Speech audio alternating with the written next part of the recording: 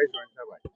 जयेन जानानै गोसोआव माबायदि मोनदों? नोंथांमोननि मिडियानिसिम गिबियाव आङो गोजोननाय आरो गाहाम हामलायनायखौ जासिबाय। लोगोसे साफ्रोमबो रायजो राजानिसिमबो आंनि खुलुमनाय सिबिनायखौ जासिबाय। दिनैहाय आङो बुंनांगोन जोबोद गोजोननाय मोनदों। गोजोननाया बेनो, गोबां बोसोरनि उनावहाय आङो गुबुन गुबुन हाबाफारि मावबोनानै नैबे जोंनि बानुगाव गामियाव मानगोनां दा 9 नं दतमा समस्तियाव जायनो केन्डिडेट महरै फोसावजादों मानिजाथाव रबिराम नार्जारि सार, बिथाङा जोंनि नैबे समस्तियावहाय बेसेबांबा बोसोर बिथाङाबो नैबेयावहाय बाहागो लानो मोनाखैमोन। खिन्थु बिथाङा दिनैहाय जोंनि 9 नं दतमा समस्ति गोदानै दाफामनाय बेवहाय बिजाथि जाफैबाय।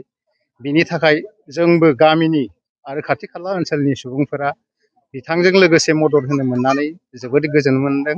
बेनिखायनो गुबुन गुबुन समाव गुबुन गुबुन बायदि राजखान्थि हान्जायाव दंमोनब्लाबो जोङो जिहेथु जोंनिनो मानगोनां जोंनिनो आंगो गामिनि मानिजाथाव रबिराम नार्जारि सार, जायखौहाय सारा आसामाव एबा जोंनि बर'फोरनि गेजेराव बै समनि मैखोम दैदेनगिरि आरो आथिखालावबो बिथाङा मैखोम हाबा मावग्रा, जाय बिथांखौ मोननानै जों जोबोर गोजोनदों। बिनि थाखायनो जोंनि साफ्रोमबो मानगोनां रायजो राजा आरो आंबो दिनै बिपि हान्जायावहाय जयेन जादों।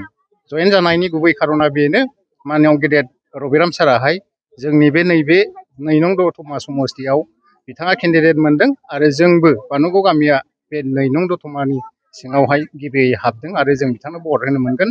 जायनि थाखाय ओनसोलखौ लानानै, गामिखौ लानानै फारफ्रोम बिथिङाव जौगानाय हाबाफारि, फारफ्रोमबो बिथिङावनो मोजाङै जोङो बिथांखौ मदद होयोब्लासो बिथाङाबो जोंनो अनसायनाय आरो हाबाफारिखौ मावफुंगोन।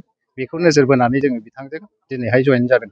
नोंथांजों लोगोसे न'खर बेसेनि सोद्रोमाफोरा बेयाव जयेन जाफैफादों?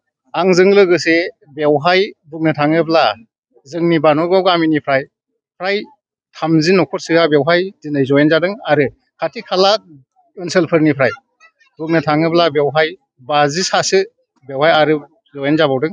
जों गोबाङानो जयेन जानांगौमोन, नाथाय मैया बालुगमारियावबो मोनसे जयनिं जादों। बेवहाय जोंनि गामिनि गोबांथारा बै जायगायाव बाहागो लाहैदों आरो बिनि अनगायैबो खाथि खाला ओनसोलनि गोबांथार सारखौहाय मोजां मोनग्रा बिथांमोनहाबो बै जायगायाव जयेन जादों। जायनि थाखाय दिनै जाखिनि जयेन जादों बियो गोबांथार नङाब्लाबो फ्राय बुंनो थाङोब्ला गासै फेमिलिफोरखौ हमनानै बुंनो थाङोब्ला 100नि बारायानो जादों होननानै जों बुंनो हायो।